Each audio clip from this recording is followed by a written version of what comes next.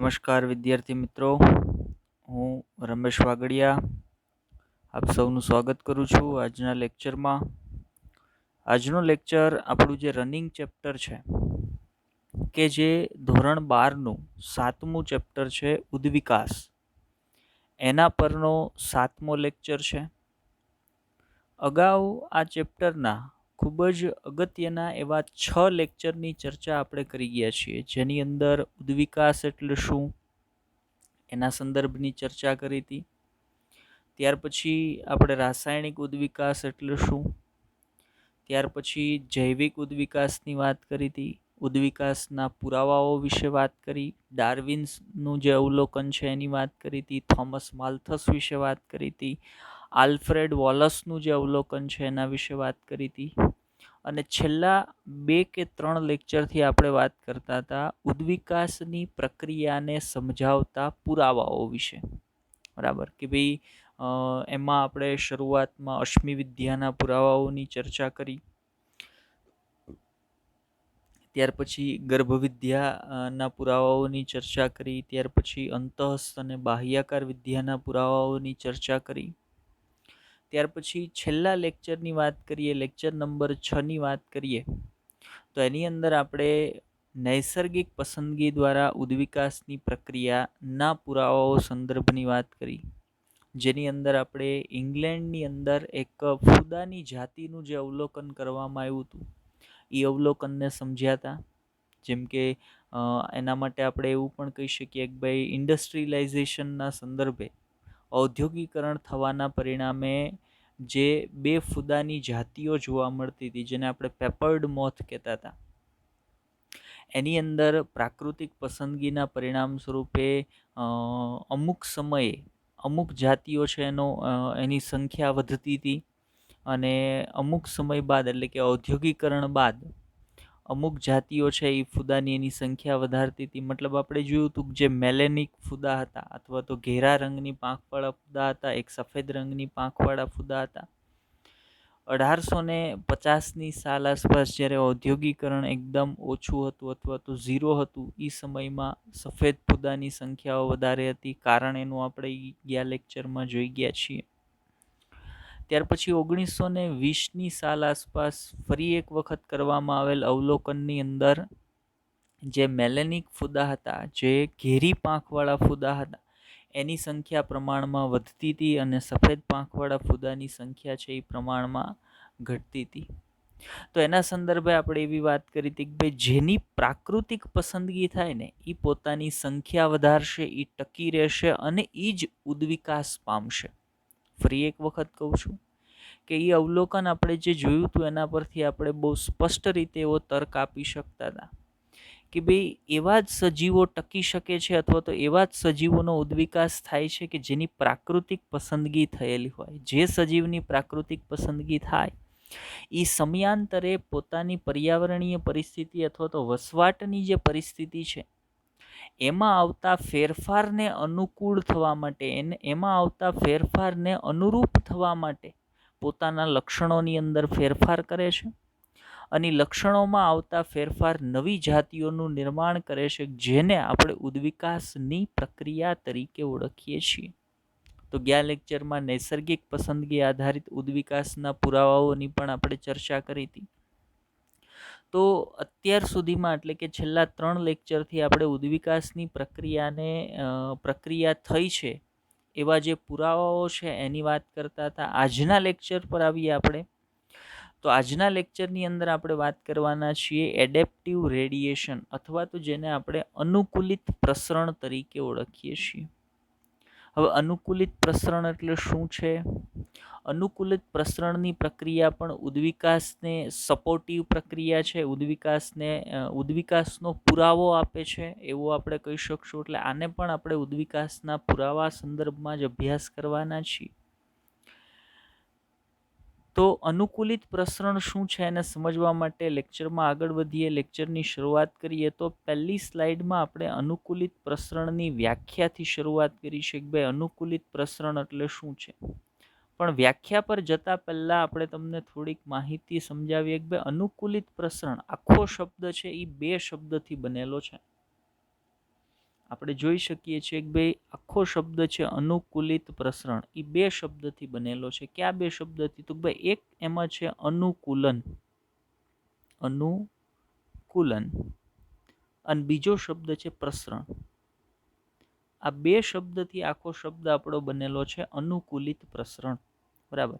હવે અનુકૂલનનો અર્થ શું થાય છે? અનુકૂલનનો અર્થ થાય કોઈ પણ સજીવ, બરાબર, કોઈ પણ હોય, કોઈ પણ સજીવ પોતાના વસવાટને, કોઈ પણ સજીવ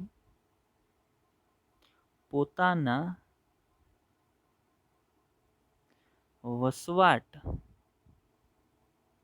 વસવાટની જે પરિસ્થિતિ હશે ને અનુરૂપ થવા પોતાના લક્ષણોમાં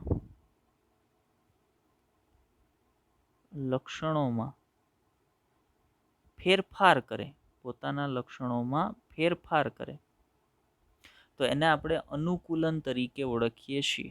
એક એક્ઝામ્પલ દ્વારા તમને સમજાવું. ઉદાહરણ તરીકે નાના ધોરણોની અંદર અનુકૂલનનું સરસ એક એક્ઝામ્પલ તમે ભણી ગયા હોય, ઊંટ. બરાબર. ઊંટ છે એ અનુકૂલનને બહુ સરળતાથી સમજાવી શકે એવું એક એક્ઝામ્પલ છે. સામાન્ય રીતે ઊંટ કેવી પરિસ્થિતિમાં, કેવા વસવાટમાં રહે છે? તો ભાઈ રણ વિસ્તારની અંદર જોવા મળે. અને ત્યાંની પરિસ્થિતિની ચર્ચા કરીએ તો ત્યાં પ્રમાણમાં પાણી ઓછું હોય, એટલે ઊંટને પાણીની પ્રાપ્યતા ઓછી છે. મતલબ ઊંટને જો ત્યાં ટકી રહેવું હોય તો પોતાના શરીરમાં પાણી બચાવી રાખવું પડે. બરાબર. અથવા તો એણે કંઈક એવું અનુકૂલન સાધવું પડે, અથવા તો પોતાના લક્ષણોમાં એવો ફેરફાર કરવો પડે કે એ પાણી વગર પણ જીવી શકે. હવે પાણી વગર જીવવું શક્ય નથી, એટલે એણે બીજા પ્રકારનો જ લક્ષણનો ફેરફાર કરવો પડશે કે ભાઈ એણે પોતાના શરીરમાં પાણી સંગ્રહ કરવાની ક્ષમતા અથવા તો લક્ષણ ધારણ કરવું પડશે. તો ઊંટે એવું કર્યું કે ભાઈ ઊંટે પોતાના શરીરની અંદર પોતાનું જે સ્ટમક છે એની અંદર પાણી સંગ્રહ કરવાની ક્ષમતા ધારણ કરી, જેના કારણે એને જ્યારે પાણી પ્રાપ્ત થાય ત્યારે એ ખૂબ મોટા પ્રમાણમાં પાણીને પી લે છે અને પોતાના શરીરની અંદર જ સંગ્રહ કરી લે છે. અને જ્યારે જરૂરિયાત ઊભી થાય ત્યારે શરીરની અંદર જે સંગ્રહિત પાણી છે એનો પુનઃ ઉપયોગ કરી શકે, જેથી કરીને ઊંટ છે એ રણ વિસ્તારની અંદર પણ ખૂબ લાંબા સમય સુધી પાણી વગર પણ, એટલે પાણી ન મળે છતાં પણ એ મુસાફરી છે એ કરી શકતું હોય. તો એણે શું કર્યું કહેવાય? તો ભાઈ એણે પોતાના વસવાટને અનુરૂપ થવા માટે પોતાના લક્ષણમાં ફેરફાર કર્યો કહેવાય. અને જે ઘટનાને જ આપણે શું કહીએ છીએ? તો ભાઈ એ ઘટનાને જ આપણે અનુકૂલન કહીએ છીએ. હવે જુઓ બીજો શબ્દ શું છે. ચલો પહેલા શબ્દને આપણે સ્પષ્ટ કરી લીધો, અનુકૂલન એટલે શું એ સમજી લીધા. બીજો શબ્દ છે પ્રસરણ. બરાબર. પ્રસરણ એટલે કોઈ એક પોઈન્ટથી શરૂ થઈ અને જુદી જુદી દિશામાં ફંટાવવું, એને આપણે પ્રસરણ કહીએ. બરાબર. એટલે અનુકૂલન છે ને એ કોઈ એક પોઈન્ટથી શરૂ થાય. કોઈ એક પોઈન્ટ પર એક સજીવ છે એ પોતાના જુદા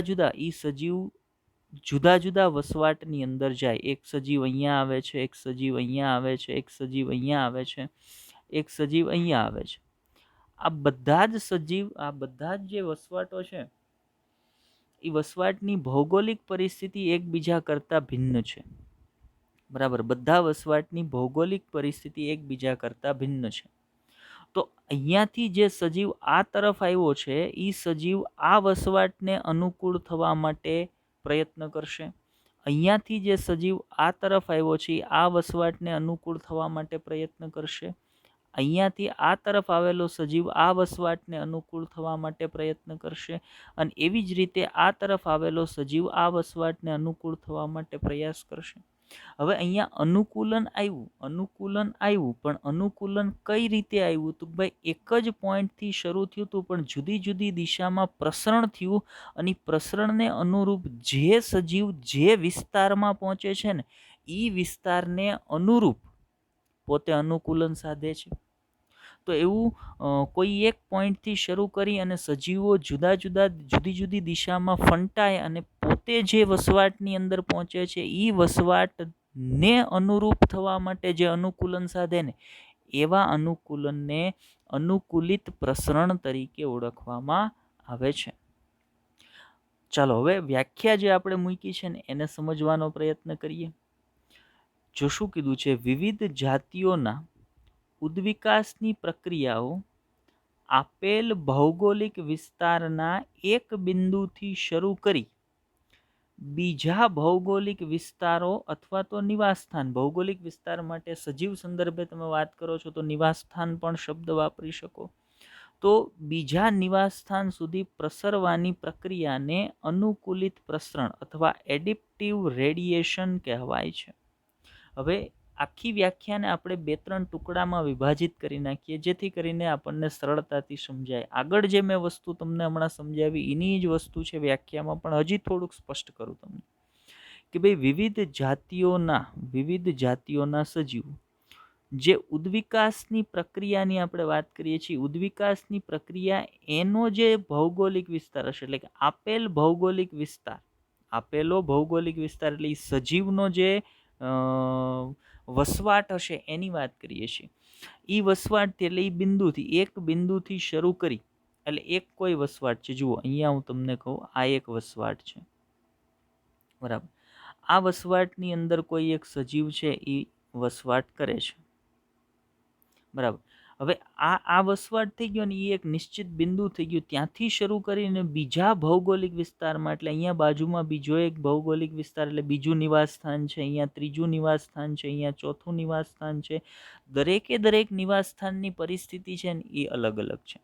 હવે સમજો આમાંથી આ અમુક સજીવો આ તરફ આવે છે, આમાંથી અમુક સજીવ આ તરફ આવે છે, અમુક સજીવો છે આ તરફ આવે છે, અને અમુક સજીવ ત્યાં ને ત્યાં એ જ વસવાટની અંદર વસે છે, અહીંયા ને અહીંયા છે, બરાબર.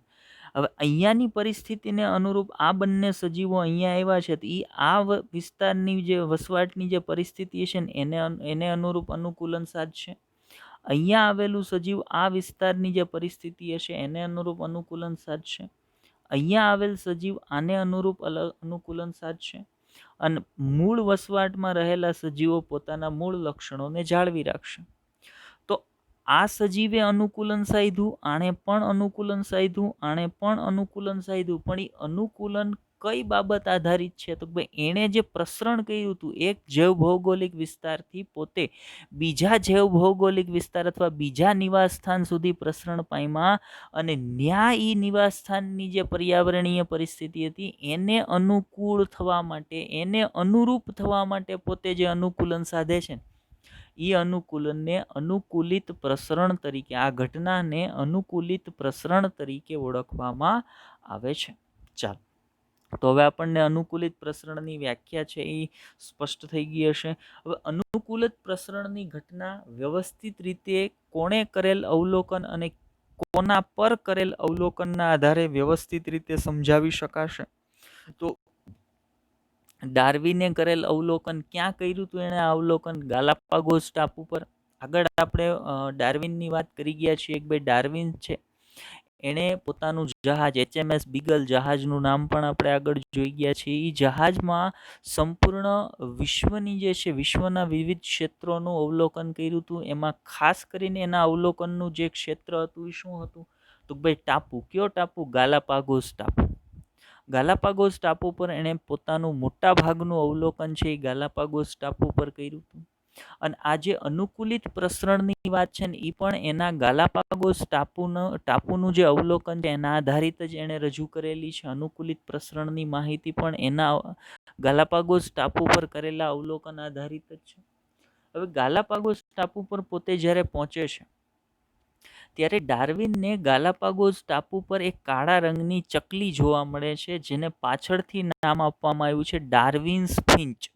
ચકલી એટલે ફિંચ, અને ડાર્વિને જે ચકલીનું અવલોકન કર્યું હતું એને ડાર્વિન ફિન્ચ એવું નામ આપવામાં આવ્યું છે. કાળા રંગની ચકલી જે ગાલાપાગોસ ટાપુ પર જોવા મળે છે.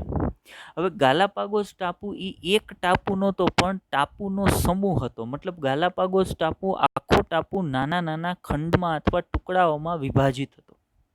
ગાલાપાગોસ ટાપુ કે જેનું અવલોકન છે એ ચાર્લ્સ ડાર્વિને કર્યું હતું. ગાલાપાગોસ ટાપુ આખો એક સળંગ ટાપુ નહોતો પણ નાના નાના ટુકડાઓમાં વિભાજિત થયેલો ટાપુ હતો. આગળ એની ઇમેજ આપણે મૂકી છે, ચાલો એની અંદર જ તમને સમજાવું. તો જુઓ, ગાલાપાગોસ ટાપુ ક્યાં દક્ષિણ અમેરિકાની આસપાસ છે, એ જોવા મળે છે પેસિફિક ઓશનની અંદર. પેસિફિક ઓશનની અંદર, પેસિફિક મહાસાગરની અંદર, પ્રશાંત મહાસાગરની અંદર. સાઉથ અમેરિકાની બાજુમાં અહીંયા ગાલાપાગોસ ટાપુ છે એ જોવા મળે છે કે જ્યાં, અને આપણે તમને આગળના એક લેક્ચરની અંદર પણ કીધું હતું કે ડાર્વિને પોતાનું મોટા ભાગનું અવલોકન છે એ સાઉથ અમેરિકાની આસપાસ છે એ કર્યું હતું. અને એમાં ખાસ કરીને ડાર્વિને કયા ટાપુ પર પોતાનું અવલોકન કર્યું હતું? તો ટાપુ છે ગાલાપાગોસ ટાપુ, ગાલાપાગોસ આઇલેન્ડ. બરાબર. ગાલાપાગોસ આઇલેન્ડ ક્યાં આવેલો છે? તો ભાઈ સાઉથ અમેરિકાની બાજુમાં પેસિફિક ઓશનની અંદર ઇક્વેટોર જે વિષુવવૃત્ત છે એની નજીક છે એ આવેલો છે. હવે જુઓ, ગાલાપાગોસ ટાપુ આ ઇમેજની અંદર અલગથી આખો તમને બતાવ્યો છે. એની અંદર બહુ સ્પષ્ટ રીતે તમે જોઈ શકો છો ગાલાપાગોસ ટાપુ છે એ આખો ટાપુ નથી પણ નાના નાના ટુકડાઓની અંદર વિભાજિત થયેલો છે. ઘણા નાના નાના ખંડોની અંદર વિભાજિત થયેલો છે આખો આઇલેન્ડ, આખો ગાલાપાગોસ ટાપુ છે. બરાબર. એટલે ગાલાપાગોસ ટાપુ આપણે ખાલી એક નામ આપતા હોય એટલે આપણા મગજમાં એક આખી છાપ ઊભી થાય કે ભાઈ ઓકે, એક આખો મોટો જમીનનો ટુકડો સમુદ્રની વચ્ચે હશે જેને એક ટાપુ નામ આપ્યું છે ને એ ટાપુ ગાલાપાગોસ ટાપુ છે. એવું નથી. ગાલાપાગોસ ટાપુ એક સળંગ આખું જમીનનો ટુકડો નથી પણ ગાલાપાગોસ ટાપુ નાના નાના ટુકડાઓમાં વિભાજિત થયેલો છે. તો આ પ્રકારનો એક દ્વીપ, આ પ્રકારનો એક ટાપુ ગાલાપાગોસ ટાપુ કે જેના પર ડાર્વિને પોતાનું અવલોકન કર્યું હતું. કોનું? ડાર્વિન્સ ફિન્ચ, જે કાળા રંગની ચકલી છે. એ જે સ્પીસીસ છે જેનું અવલોકન ડાર્વિને ત્યાં કર્યું હતું ગાલાપાગોસ ટાપુ પર, એની મતલબ આપણે જાણીએ કે ભાઈ કોઈ પણ સજીવ છે એનું વૈજ્ઞાનિક નામ હોય અને વૈજ્ઞાનિક નામનો પહેલો શબ્દ છે એની પ્રજાતિ દર્શાવે છે અને બીજો શબ્દ છે એની જાતિ દર્શાવે છે. હવે જે પ્રજાતિની ચકલી છે એ ગાલાપાગોસ ટાપુ પર ડાર્વિને જોઈ હતી, એ પ્રજાતિ કઈ હતી? તો ભાઈ પ્રજાતિ હતી જીઓસ્પિઝા. પિઝા નહીં હો ભાઈ, જીઓસ્પિઝા. બરાબર. સ્પીસીસનું નામ નથી આપ્યું, સ્પીસીસ ખાલી આમ જ લખ્યું છે. સ્પીસીસ એટલે જાતિનું નામ નથી આપ્યું પણ પ્રજાતિ આપણને ખબર હોવી જોઈએ. ગાલાપાગોસ ટાપુ પર જે ચકલીનું અવલોકન, જેને આપણે હાલ ડાર્વિન્સ ફિન્ચ તરીકે ઓળખીએ છીએ, એનું અવલોકન જે ડાર્વિને કર્યું હતું કઈ પ્રજાતિની હતી? તો ભાઈ જીઓસ્પિઝા પ્રજાતિની હતી. કેવી હતી? કાળા રંગની ચકલી હતી. હવે એનાથી આગળ આપણે એનસીઆરટી પર જઈએ. ઓકે, હવે એણે શું અવલોકન કર્યું હતું? જો ડાર્વિને ગાલાપાગોસ ટાપુ પર અવલોકન કર્યું હતું, એણે શું અવલોકન કર્યું હતું એની ચર્ચા એક ઇમેજ મૂકી છે. આગળ પણ આ સંદર્ભની આપણે ચર્ચા કરવાના છીએ. તો એણે શું અવલોકન કર્યું હતું? તો ભાઈ ગાલાપાગોસ ટાપુ છે એ નાના નાના ખંડોમાં વિભાજિત આખો ટાપુ છે, એક સળંગ ટાપુ નથી, એવું આપણે તમને આગળ વાત કરી. તો આખા ગાલાપાગોસ ટાપુ પર જે કાળા રંગની ચકલી છે ને, કાળા રંગની ચકલી ઘણા બધા પ્રકારની એને જોવા મળી. આમ બધી સમાન, બધી ડાર્વિન્સ ફિન્ચ જ હતી પણ એને એક લક્ષણની અંદર વૈવિધ્યતા જોવા મળી. બરાબર. કે જુદો જુદો ગાલાપાગોસ ટાપુનો એક ટુકડો ત્યાંથી ગાલાપાગોસ ટાપુના બીજા ટુકડા પર, ત્યાંથી ગાલાપાગોસ ટાપુના ત્રીજા ટુકડા પર, ત્યાંથી ગાલાપાગોસ ટાપુના ચોથા ટુકડા પર, એમ જુદા જુદા વિસ્તાર ગાલાપાગોસ ટાપુના જે એણે જોયા. મતલબ આપણે એમ પણ કહી શકીએ ગાલાપાગોસ ટાપુના જુદા જુદા ભૌગોલિક વિસ્તાર અથવા નિવાસ સ્થાનનું એણે અવલોકન કર્યું. તો આ કાળા રંગની ચકલી છે એ જુદા જુદા નિવાસ સ્થાનમાં જુદી જુદી ચાંચનું અવલોકન ધરાવતી હતી. મતલબ દરેક નિવાસ સ્થાનની અંદર જોવા મળતી આ જે કાળી ચકલી હતી ને, એની ચાંચ કંઈક જુદા પ્રકારની હતી. દરેક નિવાસસ્થાનની અંદર આ જે કાળા રંગની ચકલી એણે જોઈ હતી, એ કાળા રંગની ચકલીની ચાંચ છે ને એ જુદા જુદા નિવાસસ્થાનની અંદર કંઈક જુદું જુદું અનુકૂલન ધરાવતી હતી. મતલબ ચાંચનું લક્ષણ જે હતું ને એ દરેક નિવાસસ્થાનની અંદર, મતલબ જુદા જુદા નિવાસસ્થાનમાં, ગાલાપાગોસ ટાપુના જુદા જુદા નિવાસસ્થાનમાં જોવા મળતી આ ડાર્વિન્સ ફિન્ચ છે ને એની ચાંચમાં કંઈક વૈવિધ્યતા છે એને જોવા મળી. બાકી હતી બધી જ એક જ ચકલી, જેને ડાર્વિન્સ ફિન્ચ તરીકે આપણે ઓળખીએ છીએ, પણ જુદા જુદા નિવાસસ્થાનમાં ડાર્વિન્સ ફિન્ચની ચાંચનું જે લક્ષણ હતું ને એ જુદું જુદું હતું. અહીંયા ફોટોગ્રાફની અંદર પણ તમને બહુ સ્પષ્ટ રીતે દેખાય છે કે એક મૂળભૂત જે ડાર્વિન્સ ફિન્ચ છે ને એ છે. ચલો, સેન્ટરમાં મેં જે બતાવી છે, હવે આપણે અનુકૂલિત પ્રસરણના સંદર્ભમાં, આ તો એનું અવલોકન હતું, એના આધારે એણે અનુકૂલિત પ્રસરણની માહિતી કઈ રીતે રજૂ કરી એની હું તમને વાત કરું. તો સમજો કે મૂળ ગાલાપાગોસ ટાપુ પર ઉદ્ભવ પામેલી અથવા તો મૂળ આવેલી જે કાળા રંગની ચકલી કે ડાર્વિન્સ ફિન્ચ છે ને એ સેન્ટરમાં છે, એ છે. બરાબર. હવે અહીંયા એક આ ગાલાપાગોસ ટાપુનો એક ટુકડો છે, આ બીજો ગાલાપાગોસ ટાપુનો ટુકડો છે, આ ત્રીજો ગાલાપાગોસ ટાપુનો ટુકડો છે, આ ચોથો ગાલાપાગોસ ટાપુનો ટુકડો છે, આ પાંચમો ગાલાપાગોસ ટાપુનો ટુકડો છે. મતલબ આખો ગાલાપાગોસ ટાપુ છે એ 5 ટુકડાઓમાં વિભાજિત છે, એવું એક્ઝામ્પલ તરીકે અત્યારે આપણે વિચારી લઈએ છીએ. બરાબર. હવે ડાર્વિન્સે આના પરથી શું તારણ કાઢ્યું? તો ભાઈ ડાર્વિને જુદા જુદા નિવાસસ્થાનમાં આજે એને ચકલી જોવા મળી, એ દરેક ચકલીની ચાંચ છે ને એ જુદા પ્રકારની હતી. એના આધારે એણે એવું અવલોકન કર્યું, અથવા તો એના આધારે એણે એવું તારણ કાઢ્યું કે ગાલાપાગોસ ટાપુ પર ઉદ્ભવ પામનાર મૂળભૂત જે ફિન્ચ હતી ને એ આ પ્રકારની હતી. પણ એમાંથી આ ફિન્ચ છે એ જ્યારે જુદા જુદા વિસ્તારમાં પ્રસરણ પામી, મૂળ જે ચકલી હતી જુદા જુદા વિસ્તારની અંદર પ્રસરણ પામી, જુદા જુદા નિવાસસ્થાન સુધી પહોંચી, અને દરેક નિવાસસ્થાનની જે પરિસ્થિતિ હતી, જે પર્યાવરણીય પરિબળો હતા, પર્યાવરણીય પરિસ્થિતિ હતી, એ પરિસ્થિતિ જુદી જુદી હતી. ઉદાહરણ તરીકે હું તમને એમ કહું કે ભાઈ અહીંયા જે આ જે છે એ આ જે નિવાસસ્થાન હતું ને એ નિવાસસ્થાનની અંદર આ ચકલીને માત્ર ફળ છે ને એ પ્રાપ્ત થતા હતા, ફળ પ્રાપ્ત થતા હતા. આ નિવાસસ્થાનની અંદર માત્ર આ જે ફિન્ચ હતી ને એને કીટકો પ્રાપ્ત થતા હતા. બરાબર. ત્યાર પછી આ જે નિવાસસ્થાન હતું ને એની અંદર માત્ર ને માત્ર એને પર્ણો છે, એ કુમળા પર્ણો છે એ પ્રાપ્ત થતા હતા ખોરાક માટે. બરાબર. આમ જુદા જુદા નિવાસસ્થાનની આપણે વાત કરીએ, અહીંયા છે તો એને માત્ર બીજ છે એ ઉદાહરણ તરીકે પ્રાપ્ત થતા હતા. હવે માનો સામાન્ય જે ચકલી હતી ને, સામાન્ય ગાલાપાગોસ ટાપુની જે મુખ્ય જ્યાંથી આ ઉદ્વિકાસ શરૂ થયો અને મુખ્ય જે ચકલી હતી ને એનો ખોરાક શું હતો? તો ભાઈ એનો ખોરાક હતો બીજ. એ વનસ્પતિઓના બીજનો ખોરાક તરીકે ઉપયોગ કરતી હતી. પણ જ્યારે આ ચકલી છે એ આ નિવાસસ્થાન સુધી પ્રસરણ પામીને આવી, આપણે રંગ સેજ બદલી કાઢીએ એટલે આપણને કન્ફ્યુઝન ન થાય. જ્યારે એ ચકલી આ નિવાસસ્થાન સુધી પ્રસરણ પામીને આવી, હવે આ નિવાસસ્થાનની અંદર કોઈ પણ જગ્યાએ બીજ પ્રાપ્ત નહોતા. આ નિવાસસ્થાનમાં શું હતું? તો ભાઈ એ નિવાસસ્થાનની અંદર એને કીટકો પ્રાપ્ત થતા હતા. વનસ્પતિ નહીં કે કોઈ પ્રકારના વનસ્પતિના બીજ નહીં, આવું કાંઈ એને પ્રાપ્ત નહોતું થતું. આ નિવાસસ્થાનમાં માત્ર એને શું પ્રાપ્ત થતા હતા? કીટકો પ્રાપ્ત થતા હતા. એટલે એ ચકલીએ ફરજિયાતપણે શું કરવું પડે? તો ભાઈ એણે જો જીવિત રહેવું હોય તો પોતાના ખોરાકમાં બદલાવ કરવો પડે. એણે બીજ જે ખાતી હતી એની જગ્યાએ એણે કીટકો ખાવાનું શરૂ કરવું પડે. હવે જે ચાંચથી પોતે બીજ ખાઈ શકતી હતી એ ચાંચથી પોતે કીટકોને પકડીને ભક્ષણ નથી કરી શકતી. એટલે એણે ધીમે ધીમે સમયાંતરે પોતાની ચાંચનું જે લક્ષણ છે ને એમાં પરિવર્તન કર્યું, અને સમયાંતરે એની ચાંચ છે ને સંપૂર્ણપણે મૂળ જે ચકલી હતી ને એની ચાંચ કરતા બદલાઈ ગઈ. એવું જ અહીંયા જોવા મળ્યું.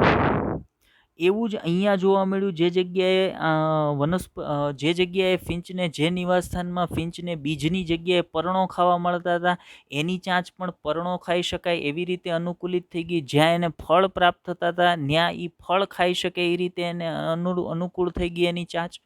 મતલબ દરેક ચકલીએ અનુકૂલન સાધ્યું,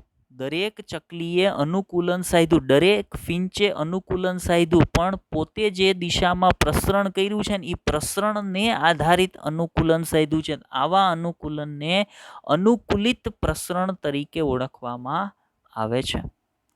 તો આવું કંઈક અવલોકન છે. આગળ આના સંદર્ભમાં હજી થિયરી પોર્શન જે એનસીઆરટી આપ્યો છે એ પણ હું તમને સમજાવવાનો છું, પણ અત્યારે માત્ર આટલું ધ્યાનમાં લ્યો કે ભાઈ ડાર્વિનનું કહેવાનું શું હતું, તો ભાઈ એક ભૌગોલિક વિસ્તારમાંથી કોઈ એક જાતિ જુદા જુદા ભૌગોલિક વિસ્તારમાં જઈને એ જ ભૌગોલિક વિસ્તારની જે પર્યાવરણીય પરિસ્થિતિ છે એ પરિસ્થિતિને અનુરૂપ થઈ પોતાના લક્ષણોમાં ફેરફાર કરે તો એ ઘટનાને અનુકૂલિત પ્રસરણ તરીકે ઓળખવામાં આવે છે. ચાલો આગળ વધીએ. તો હવે આપણે એવી આશા રાખીએ છીએ કે અનુકૂલિત પ્રસરણનો થોડો ઘણો કન્સેપ્ટ છે એ તમારા મગજમાં ક્લિયર થઈ ગયો હશે. ચાલો હવે આપણે આવીએ છીએ એનસીઆરટી શું કહે છે અનુકૂલિત પ્રસરણ માટે. તો જુઓ, અનુકૂલિત પ્રસરણ એટલે શું?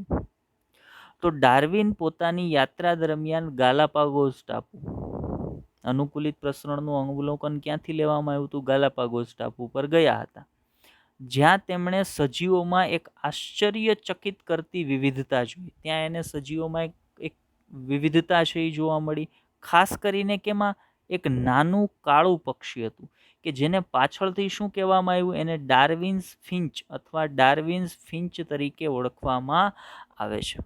નોર્મલ ડાર્વિન ફિન્ચ કેવી હતી? નીચે ડાર્વિન્સ ફિન્ચને તમે જોઈ શકો એટલે એક સરસ મજાનો ફોટોગ્રાફ છે આપણે ડાર્વિન્સ ફિન્ચનો રાખ્યો છે કે ભાઈ આ પ્રકારની એક કાળા રંગની ચકલી છે એ ગાલાપાગોસ આઇલેન્ડ પર જોવા મળતી હતી, જેને પાછળથી ડાર્વિન્સ ફિન્ચ છે એવું નામ આપવામાં આવ્યું. કારણ તો ભાઈ ડાર્વિને આનું અવલોકન કર્યું હતું.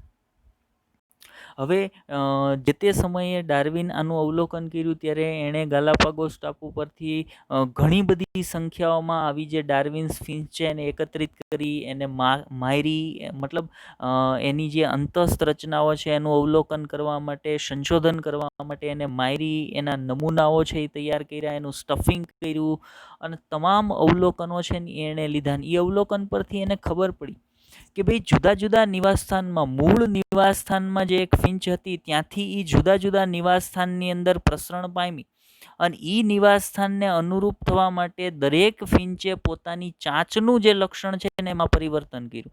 એણે દરેક નિવાસસ્થાનમાંથી પ્રાપ્ત જે ફિન્ચ હતી ને એની અંતસ્થ રચનાઓનો અભ્યાસ કર્યો. તેમાં પુષ્કળ અથવા ઘણી બધી સામ્યતાઓ હતી. માત્ર લક્ષણનું જુદાપણું ક્યાં હતું? માત્ર લક્ષણનું જુદાપણું હતું દરેક નિવાસસ્થાનમાંથી પ્રાપ્ત થતી ફિન્ચની ચાંચના લક્ષણમાં. અને એના આધારે એણે શું કીધું? તો ભાઈ જુદા જુદા નિવાસસ્થાનની ખોરાક પ્રાપ્તિની જે પરિસ્થિતિ છે ને એ જુદી જુદી છે ને એને અનુરૂપ થવા માટે દરેક નિવાસસ્થાનમાં જીવંત રહેતી ફિન્ચ છે ને એણે એ નિવાસસ્થાનમાં એને જે પ્રાપ્ત ખોરાક છે ને એ ખોરાક ગ્રહણ કરવા માટે એની ચાંચ જે પ્રકારની જોઈએ ને એ પ્રકારની ચાંચ છે એને અનુકૂલિત કરી લીધી છે. તો એને જ એણે અનુકૂલિત પ્રસરણ કીધું હતું. બરાબર. ચલો હજી એક એક્ઝામ્પલ સાથે હું તમને વાત કરું. એવું વિચારી લ્યો, બરાબર, નોર્મલી એવું વિચારી લઈએ કે કોઈ એક પ્રાણી છે, બરાબર. એ પ્રાણીને તમે ઉદાહરણ તરીકે, ચાલો હું તમને અહીંયા આકૃતિ સેજ નાની અમથી દોરતો જાઉં અને સમજાવતો જાઉં કે એક પ્રાણી છે એ અહીંયા રહી છે, બરાબર, અને અહીંયા બાજુમાં એક બીજો વિસ્તાર છે, અહીંયા એક બીજો વિસ્તાર છે, અહીંયા એક બીજો વિસ્તાર છે, અહીંયા એક બીજો વિસ્તાર છે. આની અંદર એક પ્રાણી વસવાટ કરે છે, એક સજીવ છે એ વસવાટ કરે છે, એક પ્રાણી છે એ વસવાટ કરે છે. નોર્મલ એ પ્રાણી શું ખાય છે? તો ભાઈ નોર્મલ એ પ્રાણીનો ખોરાક છે ને એ ઘાસ છે. એ પ્રાણીનો નોર્મલ ખોરાક છે એ શું છે? ઘાસ છે, બરાબર. હવે એ બન્યું એવું કે અહીંયા એ પ્રાણીઓની સંખ્યા એટલી બધી વધી ગઈ કે બીજા કોઈ પણ કારણથી અહીંયા આ વિસ્તારમાં એ પ્રાણીઓની સંખ્યા એટલી બધી વધી ગઈ અથવા આ વિસ્તારમાં ખોરાકની અછત ઊભી થઈ કે કોઈ પણ કારણસર આ જે વિસ્તાર છે ને એમાંથી અમુક પ્રાણીઓ આ વિસ્તાર છોડી અને આ નિવાસસ્થાનમાં આવી ગયા, અમુક આ નિવાસસ્થાનની અંદર આવી ગયા, અમુક છે આ નિવાસસ્થાનની અંદર આવી ગયા, અમુક છે આ નિવાસસ્થાનમાં આવી ગયા. હવે મૂળ નિવાસસ્થાનમાં ઘાસ હતું ને એ ખોરાકના સ્ત્રોત તરીકે હતું, પણ આ નિવાસસ્થાનની અંદર હવે ઘાસ છે ને ખોરાકના સ્ત્રોત તરીકે નથી. અહીંયા શું છે? તો અહીંયા છે ને એને પર્ણ ખાવા મળશે ખોરાકના સ્ત્રોત તરીકે. ઘાસ અવેલેબલ છે જ નહીં.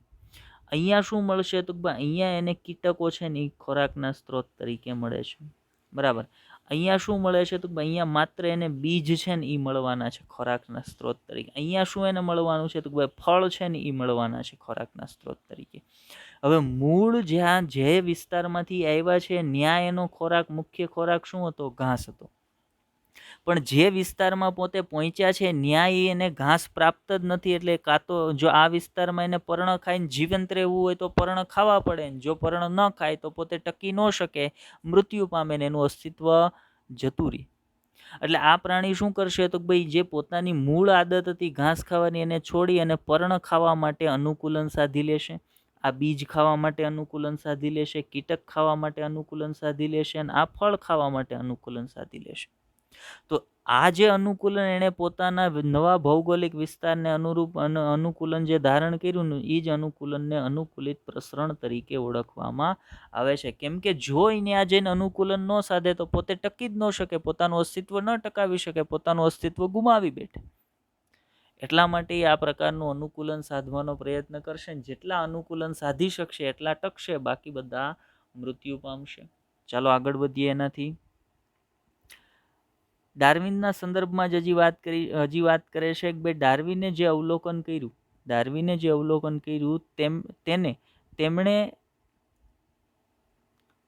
તેમણે ખૂબ જ આશ્ચર્યચકિત કર્યા હતા. કોણે? ડાર્વિન ફિન્ચનું જે અવલોકન એણે જોયું હતું ત્યાં તેમણે તે જ ટાપુ પર ઘણી બધી જાતની ફિન્ચ છે ને એને જોઈ. જો પ્રજાતિ એક જ છે, જાતની વાત કરી છે, પ્રજાતિ એક જ છે. આગળ મેં તમને નામ આપ્યું જીઓસ્પિઝા, જે પ્રજાતિની ફિન્ચ હતી એમાં ઘણી બધી જુદી જુદી જાત અને જાતિઓ છે ને એ એને જોવા મળી. એને દર્શાવતો એક ફોટોગ્રાફ છે એ આપણે નીચે મૂક્યો છે કે ભાઈ ગાલાપાગોસ આઇલેન્ડ પર ડાર્વિનને ઘણી બધી જુદી જુદી જાતની ફિન્ચ છે એ છે આ પ્રકારની ફિન્ચ હતી, આ પ્રકારની ફિન્ચ હતી, આ પ્રકારની ફિન્ચ હતી, આ પ્રકારની ફિન્ચ હતી, આ પ્રકારની ફિન્ચ હતી. આવી જુદી જુદી ઘણા બધા પ્રકારની ફિન્ચ છે એને જોવા મળી, કે જે અવલોકન એને સેજ આશ્ચર્યચકિત કરતું હતું કે ભાઈ એક જ આઇલેન્ડ છે તો એ એક જ આઇલેન્ડ પર જોવા મળતી એક જ પ્રજાતિની જે ફિન્ચ છે એ ફિન્ચની અંદર પોતાના જુદા જુદા નિવાસસ્થાન આધારિત આ જે ચાંચનું લક્ષણ છે એની અંદર આ વૈવિધ્ય શું કામ, આ વૈવિધ્ય હોવાનું કારણ શું? તો એના કારણ સંદર્ભે ત્યારબાદ એણે અનુકૂલિત પ્રસરણની માહિતી છે એ રજૂ કરી હતી. જો આ એનસીઆરટીનો ડાયાગ્રામ છે, એનસીઆરટીનો ડાયાગ્રામ હોય એટલે આપણા માટે ઇમ્પોર્ટન્ટ. તેમણે અંદાજ મૂક્યો કે બધી જ જાતો તેની જાતે જ ટાપુ પર ઉદ્વિકાસ પામી છે. જેમ જેમ ખોરાકની જરૂરિયાત ઊભી થઈ અથવા તો જેમ જેમ વસવાટની પરિસ્થિતિઓ બદલાણી એમ વસવાટને અનુરૂપ થવા માટે દરેક જે ફિન્ચ હતી એ ફિન્ચે પોતાની ચાંચના લક્ષણમાં ફેરફાર કર્યો. નવી ચાંચ ધરાવતી ફિન્ચ ઉત્પન્ન થતી ગઈ, જે ઘટનાને આપણે ઉદ્વિકાસ કહીએ છીએ. એક આ પ્રકારની ચાંચવાળી ફિન્ચ બની, એક આ પ્રકારની ચાંચવાળી, આ પ્રકારની ચાંચવાળી અને આ પ્રકારની ચાંચવાળી. આમ જુદી જુદી ફિન્ચે પોતાની જરૂરિયાતને અનુરૂપ પોતાની ચાંચના લક્ષણમાં પરિવર્તન કર્યું અને જુદી જુદી ચાંચ ધરાવતી ફિન્ચ છે એ ઉદ્ભવ પામી. જો શું કીધું છે? ફિન્ચની ચાંચમાં વિવિધતા કે જે ડાર્વિને ગાલાપાગોસ ટાપુ ઉપર શોધી કાઢી હતી. ચલો આગળ વધીએ. મૂળ જે ફિન્ચ હતી જે ગાલાપાગોસ ટાપુ પર જોવા મળે છે એની વાત કરીએ. મૂળભૂત ફિન્ચ બીજ આહારી હતી, એટલે સીડ, ખોરાક તરીકે શેનો ઉપયોગ કરતી હતી? બીજનો ઉપયોગ કરતી હતી. હવે બીજ આહારી લક્ષણોની સાથે સાથે અન્ય સ્વરૂપો માટે પણ તેમની ચાંચ વિકસિત થઈ. એટલે તો ભાઈ જ્યારે જુદા જુદા નિવાસસ્થાનમાં ગઈ ત્યાં એને બીજ પ્રાપ્ત નહોતા થતા, એટલે એ નિવાસસ્થાનમાં જે ખોરાક પ્રાપ્ત થતો હતો એને અનુરૂપ પોતે પોતાની ચાંચમાં ફેરફાર કરી, એની ચાંચને વિકસાવી જેણે તેમને કીટભક્ષી અથવા શાકાહારી ફિન્ચ બનાવી દીધી. કેમ કે ન્યા એને કાં તો કીટકો પ્રાપ્ત થતા હતા અથવા તો બીજી વનસ્પતિના પર્ણો અથવા કૂંપળો છે એ પ્રાપ્ત થતી, એને સીડ પ્રાપ્ત થતા ન હતા. જો નીચે એક ફોટોગ્રાફ છે એની અંદર જોઈએ અહીંયા કે મૂળભૂત ફિન્ચ છે ને એ સીડ ખાવા માટે અનુકૂલિત હતી. પણ જ્યારે એ બીજા નિવાસસ્થાનમાં ગઈ ન્યાય નિવાસસ્થાનમાં એને માત્ર ને માત્ર શું મળતું હતું? થોર, કેક્ટસ છે ને પ્રાપ્ત થતા હતા. એટલે એણે શું કર્યું? કેક્ટસ ગ્રાઉન્ડ ફિન્ચ, એ જે ફિન્ચ હતી ત્યાં એ ફિન્ચનું નામ શું હતું? Cactus ground finch. એણે પોતાની ચાંચને એ રીતે અનુકૂળ કરી કે એ કેક્ટસ અથવા તો થોરના ફળને ખાઈ શકે. કેમ કે ન્યા હવે એને સીડ બીજ પ્રાપ્ત નહોતો, ન્યા માત્ર એને થોર જ હતા. એ નિવાસસ્થાનમાં માત્ર ને માત્ર થોર જ હતા, કોઈ પણ બીજ હતા નહીં. એટલે એણે જો જીવંત રહેવું હોય તો થોરનો ખોરાક તરીકે, થોરના ફળનો ખોરાક તરીકે ઉપયોગ કરવો પડે. અને એણે જો થોરના ફળનો ખોરાક તરીકે ઉપયોગ કરવો હોય તો પોતાની ચાંચને એ રીતે અનુકૂલિત કરવી પડે. તો એટલા માટે આ ફિંચની ચાંચ એ પ્રકારની થઈ ગઈ. બીજા કોઈ નિવાસસ્થાનની અંદર માત્ર ને માત્ર કીટકો જ અવેલેબલ હતા, તો આ ફિંચે પોતાની ચાંચને એ રીતે અનુકૂલિત કરી એ કીટકોનો શિકાર કરીને ખાઈ શકે. કોઈ એક નિવાસસ્થાનમાં માત્ર ને માત્ર કુંબળી કૂપળો છે એ એને ખાવા માટે મળતી હતી, તો એ ફિંચે પોતાની ચાંચને એ રીતે અનુકૂલિત કરી. જો વેજીટેરિયન ફિંચ છે, લાર્જ ગ્રાઉન્ડ ફિંચ છે, ત્યાર પછી કેક્ટસ ગ્રાઉન્ડ ફિંચ છે, વુડ પીકર ફિંચ છે. વુડ પીકર ફિંચ જે છે એ ઇન્સેક્ટિવોરસ હતી, ઇન્સેક્ટને ખાતી હતી. તો આ પ્રકારનું અવલોકન છે એ ડાર્વિને ગાલાપાગોસ ટાપુ પર જોયું અને અનુકૂલિત પ્રસરણની ઘટના છે એ સમજાવી. ચાલો શું કહે છે હજી આગળ વાત કરીએ એનસીઆરટી સંદર્ભે, કે વિવિધ જાતિઓના ઉદ્વિકાસની પ્રક્રિયાઓ આપેલ ભૌગોલિક વિસ્તારના એક બિંદુથી શરૂ કરી બીજા ભૌગોલિક વિસ્તાર સુધી પ્રસરવાની પ્રક્રિયાને અનુકૂલિત પ્રસરણ કહેવાય છે. જો હવે નીચેની આકૃતિમાં આ વસ્તુ આપણે તમને સમજાવીએ. અહીંયા આકૃતિ જે છે એની અંદર તમે જુઓ, આ છે ને એને એક સેન્ટર પોઈન્ટ આપણે રાખીએ. અહીંયાથી અનુકૂલિત પ્રસરણની પ્રક્રિયા અથવા ઉદ્વિકાસની પ્રક્રિયા છે એ શરૂ થઈ છે. બરાબર. અહીંયાથી આ તરફ જેટલી પણ ફિંચ ગઈ આ વિસ્તારમાં, બરાબર, એ બધી ફિંચ છે એને ખોરાક તરીકે માત્ર શું મળતા હતા, તો ભાઈ એને ફળ મળતા હતા. એટલે ફ્રૂટ ઈટર ફિંચ બની ગઈ. એટલે એણે પોતાની ચાંચને ફળ ખાઈ શકાય ને એવી રીતે અનુકૂલિત કરી લીધી. હવે આ જે ફિંચ હતી, આ તરફ જે ફિંચ છે એ પ્રસરણ પામી હતી, ન્યાય એને માત્ર ઇન્સેક્ટ મળતા હતા. એટલે ઇન્સેક્ટ ઈટર કીટ ભક્ષી પોતાની ચાંચને એ રીતે એને અનુકૂલિત કરી લીધી કે એ કીટ ભક્ષણ કરવા માટે સક્ષમ બની ગઈ. આ બધી માનો વુડ પીકર ફિંચ છે એ, સ્મોલ ઇન્સેક્ટિવોરસ ફિંચ છે એ, લાર્જ ઇન્સેક્ટિવોરસ ફિંચ છે એ, આ બધી કીટક ખાવા માટે પોતાની ચાંચને અનુકૂલિત કરી લીધી. વેજીટેરિયન ફિંચ છે એ ફળ ખાવા માટે પોતાની ચાંચને અનુકૂલિત કરી લીધી. ત્યાર પછીની ફિંચ તરફ આપણે આગળ વધીએ તો અહીંયાથી આ જે ફિંચ છે એ કેક્ટસ ઈટર ફિંચ હતી.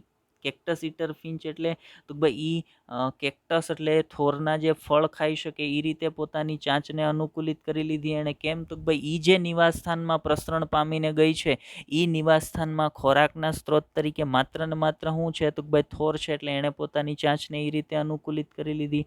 અહીંયા તો ભાઈ આ બધી ફિંચ છે એ પોતે એને ખાવા માટે બીજ પ્રાપ્ત થાય છે. એટલે એ સીડ ઈટર, જો અહીંયા શું કીધું, સ્મોલ ગ્રાઉન્ડ ફિંચ હોય કે શાર્પ બેક ગ્રાઉન્ડ ફિંચ હોય કે મીડિયમ ગ્રાઉન્ડ ફિંચ હોય કે લાર્જ ગ્રાઉન્ડ ફિંચ હોય, આ બધી ફિંચ છે એને પોતાના નિવાસસ્થાનમાં ખોરાક માટે બીજ મળતા હતા. એટલે એ જે નિવાસસ્થાનમાં પ્રસરણ પામીને ગઈ હતી ત્યાં બીજ છે એ ખોરાકના સ્ત્રોત તરીકે પ્રાપ્ત હતા. એટલે એણે એ સંદર્ભમાં પોતાની ચાંચને અનુકૂલિત કરી. તો આમ જે એક પોઈન્ટથી શરૂ કરી અને જુદી જુદી દિશામાં જ્યારે ફિંચ છે એ પ્રસરણ પામે, જે નિવાસસ્થાનમાં પહોંચે એ નિવાસસ્થાનની પરિસ્થિતિને અનુરૂપ થવા પોતાના લક્ષણોમાં ફેરફાર કરે, એને અનુકૂળ થાય એ નવા નિવાસસ્થાનની પરિસ્થિતિને, નવા જે બીજો ભૌગોલિક વિસ્તાર છે એને અનુકૂલિત થવા માટે પોતાના લક્ષણોમાં ફેરફાર કરે, તો એ ઘટનાને શું કહેવાય, તો અનુકૂલિત પ્રસરણ તરીકે ઓળખવામાં આવે. જે શરૂઆત એક સેન્ટર પોઈન્ટ પરથી એક બિંદુથી થઈ હોય, જે જુદી જુદી દિશામાં ફંટાય અને દરેક નિવાસસ્થાન કે દરેક જૈવ ભૌગોલિક વિસ્તારની જે કંઈ પરિસ્થિતિ છે એને અનુરૂપ પોતાના લક્ષણોમાં ફેરફાર કરે, તો એને આપણે અનુકૂલિત પ્રસરણ તરીકે ઓળખીએ છીએ. ચાલો આગળ વધીએ. આ સૌથી સારામાં સારું એક્ઝામ્પલ છે એના સંદર્ભનું. આનીથી વિશેષ જો શું કીધું, એક ઉત્તમ ઉદાહરણ છે ડાર્વિન્સ ફિંચ. આ પ્રકારની ઘટનાનું એક ઉત્તમ ઉદાહરણ રજૂ કરે છે. પણ આ સિવાયનું પણ હજી એક સારું એક્ઝામ્પલ છે જે આપણને અનુકૂલિત પ્રસરણની ઘટના સમજાવે છે. એનસીઆરટીની અંદર આનો ઉલ્લેખ છે, એટલે આપણે પણ આનો ઉલ્લેખ કરીશું અથવા એને સમજશું. બીજું ઉદાહરણ કયું છે? બીજું ઉદાહરણ છે ઓસ્ટ્રેલિયન માર્શુપિયલ્સ. બરાબર. ઓસ્ટ્રેલિયાની અંદર જોવા મળતા કોથળીધારી સસ્તન પ્રાણીઓ. બરાબર. કોથળીધારી સસ્તન પ્રાણીઓ. હવે કોથળીધારી સસ્તન પ્રાણીઓ એટલે બીજા કોથળીધારી સસ્તન પ્રાણીઓ વિશે કદાચ તમને આઈડિયા ના હોય, પણ ક્યાંક ને ક્યાંક તમે ટીવીની અંદર કે ફોટોગ્રાફની અંદર કાંગારૂને જોયું હશે. અને કાંગારૂના સંદર્ભમાં આપણે એવી માહિતી પણ જાણતા હોય કે ભાઈ કાંગારૂ છે એ પોતાના બચ્ચાને સાચવવા માટે પાઉચ, કોથળી ધારણ કરે છે. બરાબર. બાળકને ખૂબ લાંબો સમય પોતાની કોથળીની અંદર જ રાખે છે. એ કોથળીમાં રહી અને બાળક છે એ પોતાનો સંપૂર્ણ વિકાસ પૂર્ણ કરે છે, પોતે પરિપક્વ બને છે, અને ત્યારબાદ એ કોથળીની અંદરથી બહાર નીકળતું હોય. તો એવી બાળકને સાચવી રાખતી કોથળી ધરાવતા જેટલા સસ્તન પ્રાણીઓ છે ને એ બધાને કોથળીધારી અથવા માર્શુપિયલ્સ સસ્તન તરીકે ઓળખવા, માર્શુપિયલ્સ મેમલ અથવા કોથળીધારી સસ્તન તરીકે ઓળખવામાં આવે. હવે કોથળીધારી સસ્તનો માત્ર ને માત્ર ક્યાં પૂરતા સીમિત છે? તો ભાઈ કોથળીધારી સસ્તનો છે ને માત્ર ને માત્ર ઓસ્ટ્રેલિયા પૂરતા જ સીમિત છે. હવે આવું શું કામ છે? તો એનસીઆરટીનો જે પોર્શન છે ને એના પર પછી જઈએ. પહેલાં હું તમને એક વૈજ્ઞાનિકનું નામ આપું ને એની એક થિયરી વિશે વાત કરું. એક વૈજ્ઞાનિક હતા વેગનર નામના વૈજ્ઞાનિકે કોન્ટિનેન્ટલ ડ્રિફ્ટ થિયરી આપી હતી. કોન્ટિનેન્ટલ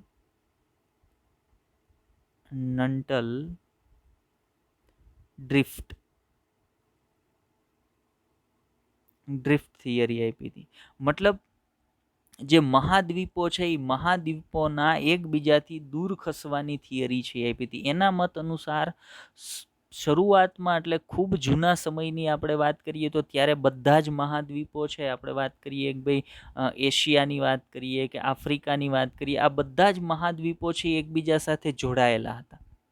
અને જ્યારે એકબીજાથી છૂટા પડવાના શરૂ થયા ત્યારે સૌથી પહેલો છૂટો પડી ગયેલો મહાદ્વીપ કયો છે? તો ભાઈ સૌથી પહેલો છૂટો પડી ગયેલો મહાદ્વીપ હતો એ હતો ઓસ્ટ્રેલિયા.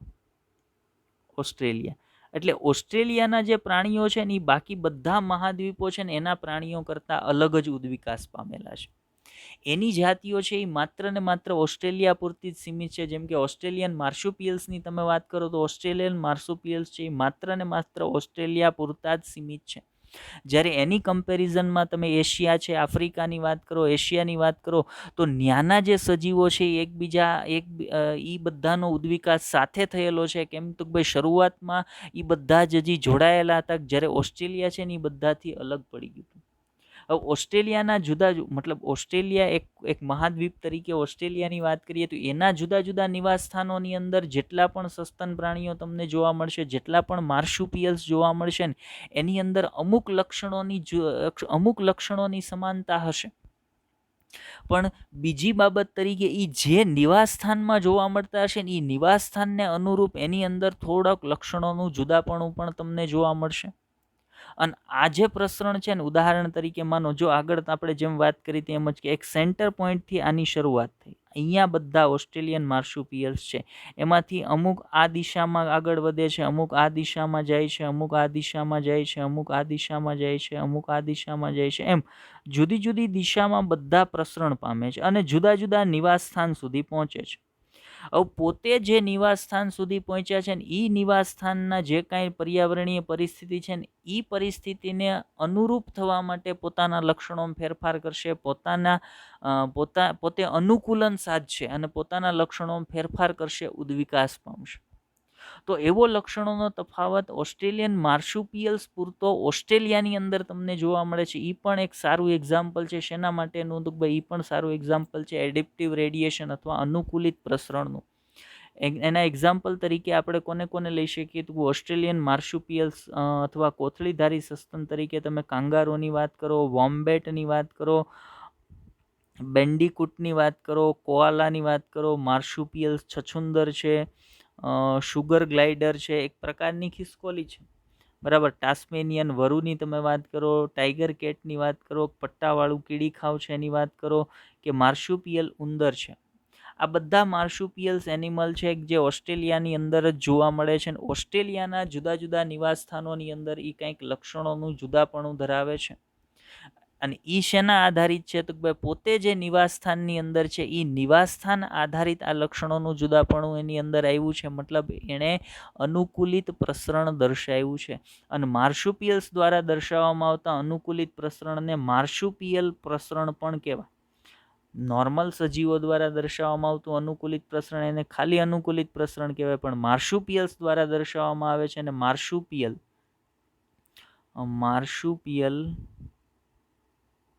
પ્રસરણ કહેવાય છે. તો અનુકૂલિત પ્રસરણનું એક બેસ્ટ એક્ઝામ્પલ કયું મળી ગયું આપણને? માર્શુપિયલ પ્રસરણ છે એ અનુકૂલિત પ્રસરણનું એક બેસ્ટ એક્ઝામ્પલ છે. ડાર્વિન્સ ફિન્ચ છે એ પણ અનુકૂલિત પ્રસરણનું એક બેસ્ટ એક્ઝામ્પલ છે. બરાબર. એવી જ રીતે ઓસ્ટ્રેલિયન માર્શુપિયલ્સ છે એ પણ અનુકૂલિત પ્રસરણનું એક બેસ્ટ એક્ઝામ્પલ છે. તો ધ્યાનમાં લેજો. ચલો આગળ વધીએ. શું કે છે એનસીઆરટી આ સંદર્ભમાં એની વાત કરીએ તો એનસીઆરટી મોટા ભાગના માર્શુપિયલ્સ ઓસ્ટ્રેલિયાની અંદર જે જોવા મળે છે એના સંદર્ભ વાત કરીએ. મોટા ભાગના માર્શુપિયલ એકબીજાથી ભિન્ન હતા. તેઓ એક જ પૂર્વજોના સમૂહમાંથી ઉદ્વિકાસ પામેલા હતા, પરંતુ તે બધા જ ઓસ્ટ્રેલિયન ટાપુના મહાદ્વીપમાં જ વિકસ્યા હતા. શું કામ એવું? આગળ મેં તમને કીધું કોન્ટિનેન્ટલ ડ્રિફ્ટ થિયરી આધારિત આપણે વાત કરી કે ઓસ્ટ્રેલિયા ઘણા સમય પૂર્વ છે એ છૂટો પડી ગયો હતો, એટલે બધા ઓસ્ટ્રેલિયન મહાદ્વીપ પૂરતા જ વિકસ્યા હશે. હવે બધા એક જ પૂર્વજમાંથી વિકસ્યા છે, પણ છતાંય જે વિસ્તારમાં હતા ને એ વિસ્તારને અનુરૂપ પોતે કંઈક લક્ષણો જુદાપણું ધારણ કર્યું, એટલે બીજા કરતાં પોતે કંઈક અલગ દેખાઈ આવે છે. બરાબર. દરેક વિસ્તારમાં જોવા મળતો ઓસ્ટ્રેલિયન માર્શુપિયલ્સ એનાથી જુદા વિસ્તારમાં જોવા મળતા ઓસ્ટ્રેલિયન માર્શુપિયલ્સ કરતાં જુદો છે. કારણ તો એની પાછળનું રીઝન છે અનુકૂલિત પ્રસરણ. ચલો એનાથી આગળ વાત કરીએ તો હવે ઓસ્ટ્રેલિયાની અંદર જ જોવા મળતા માર્શુપિયલ્સ સિવાયના સસ્તન પ્રાણીઓ, જેને જરાયુજ સસ્તન કહેવાય, એ બેયની કમ્પેરિઝન કરીએ ને તો એ બંને પણ અનુકૂલિત પ્રસરણ દર્શાવે છે. બંનેના સાથે અનુકૂલિત પ્રસરણની વાત કરતા હોય ને ત્યારે એ અપસારી ઉદ્વિકાસ દર્શાવે છે. આગળ સમજાવું તમને. જ્યારે અલગ અલગ જૈવ ભૌગોલિક વિસ્તારમાં અલગ અલગ જૈવ ભૌગોલિક વિસ્તાર એટલે જુદા જુદા વસવાટનું પ્રતિનિધિત્વ કરે છે. એક કરતાં વધારે અનુકૂલિત પ્રસરણ જોવા મળે તો તેને અપસારી ઉદ્વિકાસ કહેવામાં આવે છે. અને આવું કોની અંદર જોવા મળે? તો ઓસ્ટ્રેલિયાના જરાયુજ સસ્તનો પણ અનુકૂલિત પ્રસરણ દર્શાવે છે. અને બીજું કોણ દર્શાવે છે? તો બીજું ઓસ્ટ્રેલિયાના જે માર્શુપિયલ્સ હતા એ પણ અનુકૂલિત પ્રસરણ દર્શાવે છે.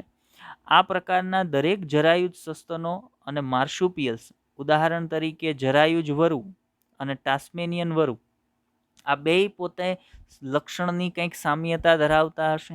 શું કામ? તો બંને એક જ નિવાસ સ્થાનની અંદર જોવા મળતા હશે. અત્યારે તમને હજી ક્લિયર નહીં થાય. ચલો આગળ એક એક્ઝામ્પલથી સમજાવું, તમને આકૃતિ દોરીને સમજાવું. નીચેની આકૃતિ એનસીઆરટીની છે, એના પર પછી જઈએ. સમજો આ એક વિસ્તાર છે. ઓકે, વિસ્તારની આ એક સજીવ છે અને આ બીજું સજીવ છે. એટલે એવું સમજી લ્યો કે આ છે ને એ જરાયુજ સસ્તન છે ને આ છે ને એ માર્શુપિયલ્સ છે, કોથળીધારી સસ્તનો છે. હવે આ જે જરાયુજ સસ્તન હતો ને એ આ દિશામાં પ્રસરણ પામ્યું, એક આ દિશામાં પ્રસરણ પામ્યું, આ દિશામાં પ્રસરણ પામ્યું અને આ દિશામાં પ્રસરણ પામ્યું. એવી જ રીતે જે કોથળીધારી સસ્તનો હતા ને એ આ દિશામાં પ્રસરણ પામે છે, આ દિશામાં પ્રસરણ પામે છે, આ દિશામાં પ્રસરણ પામે છે અને આ દિશામાં પ્રસરણ પામે છે. હવે જરાયુજ સસ્તન તરીકે આ વિસ્તારમાં જે પ્રાણી આવ્યું છે એ આ વિસ્તાર અને આ વિસ્તાર બંને એક જ પ્રકારના થશે. વિસ્તાર આ બંને, જો આ સજીવ બદલાઈ ગયું, આ કોથળીધારી સસ્તન છે અને આ જરાયુજ સસ્તન છે, તો આનું જે નિવાસ સ્થાન હશે એ આને સમરૂપ હશે. એવી જ રીતે આનું જે નિવાસ સ્થાન હશે એ આને સમરૂપ હશે. એવી જ રીતે આનું જે નિવાસ સ્થાન હશે એ આને સમરૂપ હશે. એવી જ રીતે આનું જે નિવાસ સ્થાન હશે એ આને સમરૂપ હશે. બરાબર. એટલે સમજો કે અહીંયા છે એ જરાયુજ વરુ છે, તો એ જ વિસ્તારમાં માર્શુપિયલ વરુ પણ જોવા મળતું હશે. અહીંયા છે એ જરાયુજ કીડીખાવ છે, તો અહીંયા આ વિસ્તારની અંદર કયું કીડીખાવ જોવા મળતું હશે? તો ભાઈ નુમ્બેટ તરીકે જેને ઓળખવામાં આવે છે, જે કોથળીધારી કીડીખાવ છે. મતલબ એક કરતાં વધારે જાતિઓ એક જ વિસ્તારમાં અનુકૂલિત પ્રસરણ પામતી હોય ને ત્યારે એ અપસારી ઉદ્વિકાસ દર્શાવશે. અપસારી ઉદ્વિકાસ એટલે એક પોઈન્ટથી છૂટા પડવું, જુદી જુદી દિશામાં આગળ વધવું અને એ પોતે જે વસવાટમાં પહોંચે એ વસવાટને અનુરૂપ થવા માટે લક્ષણો ધારણ કરવા.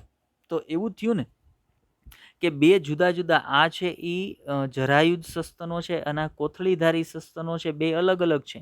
પણ એક કોથળીધારી સસ્તન તરીકે આ જે છે એની આપણે વાત કરીએ તો કોથળીધારી જે વરુ છે એની વાત કરીએ, આ ઈ જ બીજા જરાયુજ સસ્તન તરીકે તમે જરાયુજ વરુની વાત કરો, બંને એક જ નિવાસ સ્થાનમાં આવ્યા એટલે બેયની અંદર લક્ષણોની સામ્યતા જોવા મળતી હશે. કેમ? તો ભાઈ બેયનો નિવાસ સ્થાન એક જ વિસ્તાર છે. બરાબર. એવી જ રીતે જરાયુજ સસ્તન તરીકે કીડી ખાવની વાત લઈ લ્યો અને એવી જ રીતે માર્શુપિયલ સસ્તન તરીકે તમે નુંબેટ અથવા તો પટ્ટાવાળું કીડી ખાવ છે એની વાત તમે લઈ લ્યો. તો એ બંનેની અંદર એ લક્ષણોની સામ્યતા જોવા મળતી છે. કેમ? તો ભાઈ બેયનું નિવાસ સ્થાન અથવા બેયનો વસવાટ એક જ છે. તો જ્યારે બે જુદા જુદા, જો ઉપર જે વાત કરી હતી અને એના પર ફરી એક વખત તમને લઈ જાઓ જેથી કરીને વાત સમજવામાં સરળતા રહે, કે જ્યારે અલગ અલગ ભૌગોલિક વિસ્તાર જે જુદા જુદા વસવાટનું પ્રતિનિધિત્વ કરે છે, એક કરતાં વધુ અનુકૂલિત પ્રસરણ જોવા મળે તેને અપસારી ઉદ્વિકાસ કહેવાય. બરાબર. એક કરતાં વધારે અનુકૂલિત પ્રસરણ એટલે એક બાજુએ જે નિવાસ સ્થાનમાં એક બાજુએ જરાયુજ સસ્તનનું અનુકૂલિત પ્રસરણ ચાલતું હતું એ જ નિવાસ સ્થાનમાં એની સાથે માર્શુપિયલ સસ્તનનું પણ અનુકૂલિત પ્રસરણ ચાલે છે. તો બે અનુકૂલિત પ્રસરણ એક સાથે ચાલતા હોય તો એને શું કહેવાય? તો એને અપસારી ઉદ્વિકાસ કહેવાશે. બરાબર. જે નિવાસ સ્થાનમાં જરાયુજ સસ્તન તરીકે એક સજીવ આવશે ને એ જ નિવાસ સ્થાનમાં માર્શુપિયલ સસ્તન તરીકે જે સજીવ આવશે, આ બે લક્ષણોમાં સમાનતા ધરાવતા છે. શું કામ? તો બેયનો વસવાટ છે ને એક છે. એવી જ રીતે બીજા કોઈ એક વસવાટની તમે વાત લઈ લ્યો, આ બીજો વસવાટ છે, આની અંદર એક જરાયુજ સસ્તન આવ્યું અને એક છે એ માર્શુપિયલ સસ્તન આવ્યું. તો આ બે જે જુદા જુદી જાતિના છે છતાં બેયની અંદર લક્ષણોની સામ્યતા જોવા મળશે. કેમ? તો બેયનો વસવાટ સમાન છે. એવી જ રીતે ત્રીજા એક નિવાસ સ્થાનની તમે વાત લઈ લો, ત્રીજા નિવાસ સ્થાનની અંદર એક જરાયુજ સસ્તન આવ્યું ને એક માર્શુપિયલ સસ્તન આવ્યું. તો આ બેયનો નિવાસ સ્થાન સમાન છે એટલે આ બેયની અંદર એ લક્ષણોની સમાનતા તમને જોવા મળે છે.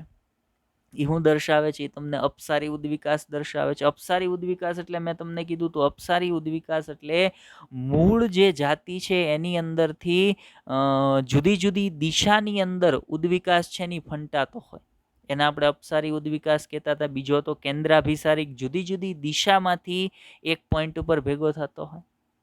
અને આનું બેસ્ટ એક્ઝામ્પલ કોણ છે? તો ભાઈ જરાયુજ સસ્તન અને ઓસ્ટ્રેલિયામાં જોવા મળતા જરાયુજ સસ્તનો અને ઓસ્ટ્રેલિયામાં જોવા મળતા માર્શુપિયલ સસ્તનો, આ બંનેનું એક સાથે અનુકૂલિત પ્રસરણ કોઈ એક નિવાસ સ્થાનમાં જોવા મળે તો એને આપણે અપસારી ઉદ્વિકાસ તરીકે દર્શાવશું.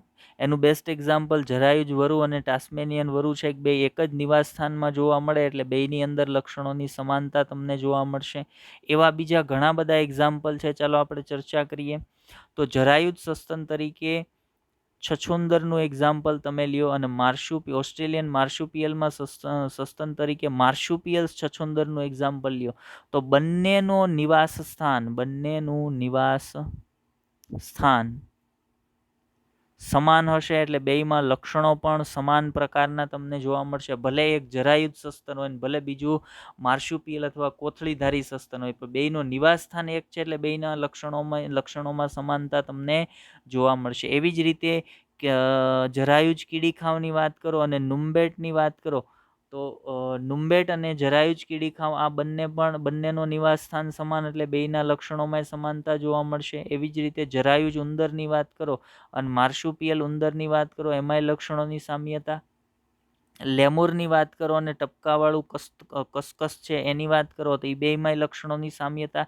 કેમ? તો આ બંનેના નિવાસ સ્થાન છે એની સમાન છે અને નિવાસ સ્થાન સમાન છે એનો અર્થ એવો થાય છે કે જે જગ્યાએથી પોતે આ નિવાસ સ્થાનમાં આવ્યા છે અને એ નિવાસ સ્થાનને અનુરૂપ થવા માટે બેયે પોતાના લક્ષણોમાં ફેરફાર કર્યા છે એટલે બંનેના લક્ષણો અંતે કેવા થઈ જાય છે? તો સમાન થઈ જાય છે. એના લક્ષણોમાં ઘણી બધી સામ્યતાઓ છે એ તમને જોવા મળશે. એવા એ સિવાયના બીજા એક્ઝામ્પલ ઉડતી ખિસકોલીની આપણે વાત કરીએ જે જરાયુજ સસ્તનમાં આવશે. બરાબર. અને એવી જ રીતે ઉડતી ફેલેન્જરની વાત કરીએ કે જે માર્શુપિયલ્સની અંદર આવશે, બોબ કેટની વાત કરો, એની સામે ટાઈગર કેટની વાત કરો, વરુ જરાયુજ વરુની વાત કરો, સામે ટાસ્મેનિયન વરુની વાત કરો, તો એની અંદર લક્ષણોની તમને સામ્યતા જોવા મળશે. કારણ તો ભાઈ બંનેના નિવાસ સ્થાન કેવા છે? તો ભાઈ બંનેના નિવાસ સ્થાન સમાન છે. કારણ કે બંને અનુકૂલિત પ્રસરણ દર્શાવે છે. બરાબર. ફરી એક વખત તમને સમજાવું, ચાલો. આ એક જરાયુજ સસ્તન છે, આ માર્શુપિયલ્સ છે સસ્તન તરીકે. બરાબર. હવે આ એનો મૂળ નિવાસ સ્થાન છે, ત્યાંથી આ દિશામાં આગળ વધ્યું, આ દિશામાં આગળ વધ્યું, એટલે અહીંયા જે નિવાસ સ્થાન છે એ જ અહીંયા નિવાસ સ્થાન છે, પણ જાતિ જુદી જુદી છે એટલે બે અલગ અલગ બતાવે છે. બાકી આ અને આ નિવાસ સ્થાન બંને સમાન છે. બીજું એક અહીંયાથી આ જગ્યાએ આવ્યું, અહીંયા જે નિવાસ સ્થાન છે એમાં આ અહીંયા આવ્યું, એટલે આ બે નિવાસ સ્થાન એ પાછા એક છે, આ અને આ, પણ બે જુદી જુદી જાતિઓ છે. એક જરાયુજ સસ્તન છે અને એક માર્શુપિયલ છે, એટલે બે અલગ અલગ આકૃતિ બતાવી છે. બાકી આ નિવાસ સ્થાન અને આ નિવાસ સ્થાન એક છે, આ નિવાસ સ્થાન અને આ નિવાસ સ્થાન એક છે. તો અહીંયાથી માનો વરુ છે એ અહીંયા આવ્યું, ક્યુ વરુ આવ્યું, જરાયુજ વરુ, ને એવી જ રીતે અહીંયાથી ટાસ્મેનિયન વરુ આ નિવાસ સ્થાનમાં આવ્યું. તો એ બંનેમાં લક્ષણોની સમાનતા જોવા મળશે ને, કેમ કે બંનેના વસવાટ કેવા છે? સમાન છે. એવી જ રીતે માનો અહીંયા લેમુર આવે છે ને સામેની બાજુએથી અહીંયા કસકસ ટપકાવાળું કસકસ આવે છે, તો એ બેમાં લક્ષણોની સમાનતા જોવા મળશે ને. કેમ? તો બેયનું નિવાસ સ્થાન એક થઈ ગયું ને. તો એણે શું દર્શાવ્યું? તો ભાઈ અનુકૂલિત પ્રસરણ છે એ દર્શાવ્યું. પોતે જે નિવાસ સ્થાનની અંદર જાય છે એ નિવાસ સ્થાનને અનુરૂપ લક્ષણો ધારણ કરે છે અને ઉદ્વિકાસની પ્રક્રિયા છે એ દર્શાવે છે. તો આને આપણે શું કહેશું? તો ભાઈ અનુકૂલિત પ્રસરણ કહેશું. જેના બે અગત્યના એક્ઝામ્પલ આપણે જોઈએ. એક જોયું ઓસ્ટ્રેલિયન માર્શુપિયલ્સ અને બીજું જોયું ડાર્વિન્સ ફિંચ, જે ગાલાપાગોસ ટાપુ પર એને જોવા મળી હતી તે. ચાલ તો આગળ વધીએ. આમ તો આજના લેક્ચરની અંદર આપણે આટલી જ માહિતી જોવાની હતી. હવે બીજો ટોપિક આના પછીનો આપણે જે જોવાનો હશે એ છે જૈવિક ઉદ્વિકાસ, પણ એની ચર્ચા આપણે આજના લેક્ચરમાં કરશું નહીં, એની ચર્ચા નેક્સ્ટ લેક્ચરની અંદર કરશું. તો આજના લેક્ચરમાં જે મૂળ ટોપિકની આપણે ચર્ચા કરવાની હતી એની વાત પૂરી થઈ ગઈ છે. તો હવે આપણે સીધા ક્યાં જશું? તો હોમવર્કના ક્વેશ્ચન પર જશું. તો આજનો હોમવર્કનો ક્વેશ્ચન લ્યો. પહેલો ક્વેશ્ચન, આપણે જે ફૂદાની વાત ગયા લેક્ચરમાં કરી, એ ફૂદાનું વૈજ્ઞાનિક નામ જણાવો. બરાબર. જેને આપણે પેપર્ડ મોથ કહેતા હતા, એનું વૈજ્ઞાનિક નામ તમારે જણાવવાનું છે.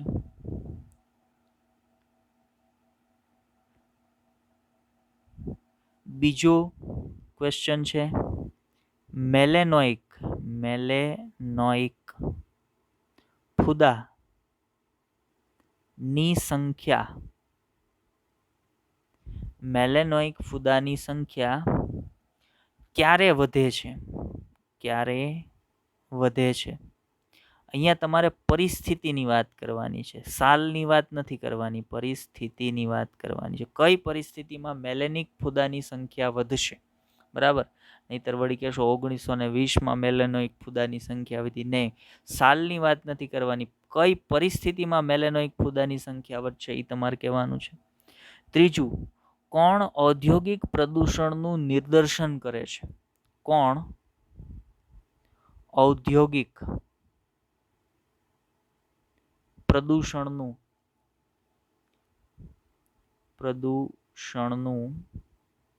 નિદર્શન કરે છે? તમારો ત્રીજો ક્વેશ્ચન છે. ઓકે, ચલો આજના લેક્ચરમાં આપણે હોમવર્કમાં તમને માત્ર 3 ક્વેશ્ચન આપીએ છીએ. બરાબર. કાલના લેક્ચરની વાત કરીએ તો કાલના લેક્ચરની અંદર ઘણા બધા લોકોએ જે આપણે 5 પ્રશ્નો પૂછ્યા હતા એની હજી કોમેન્ટ કરી નથી. તો આપણે અહીંયા જે તમને પ્રશ્ન પૂછીએ છીએ એ એમનેમ નથી પૂછતા. એ પ્રશ્નો ઇમ્પોર્ટન્ટ પ્રશ્નો છે. એ તમને યાદ રહી જાય, એ તમને મગજમાં આવે કે અહીંયાથી આવા પ્રશ્ન આ ટોપિકમાંથી પૂછાઈ શકે. એટલા માટે લેક્ચરના અંતમાં આપણે ગયા લેક્ચર આધારિત તમને થોડાક પ્રશ્નો પૂછીએ છીએ. પણ શરૂઆતમાં જે લોકો ઇન્ટરેસ્ટ લેતા હતા, ધીમે ધીમે એ લોકોએ હવે કોમેન્ટમાં આન્સર કરતા બંધ થઈ ગયા છે એવું મને દેખાય છે. તો એનાથી કોઈ લાભ નથી. બરાબર. અને મને એનાથી કોઈ નુકસાન નથી. પણ મારી એવી ઈચ્છા છે કે ભાઈ આપણે બધા આન્સર કરીએ, તો બધાએ ફરજિયાત કોમેન્ટની અંદર તમારો આન્સર છે એને મોકલવાનો છે, ફરજિયાત છે બધા માટે. ચાલો, તો આજના લેક્ચરની અંદર બસ એટલું જ. લેક્ચરને ધ્યાનથી જોજો, સમજવાનો પ્રયત્ન કરજો. ન સમજાતી બાબતને કોમેન્ટ કરજો, આપણે ફરી એક વખત તમને સમજાવીશું. Best of.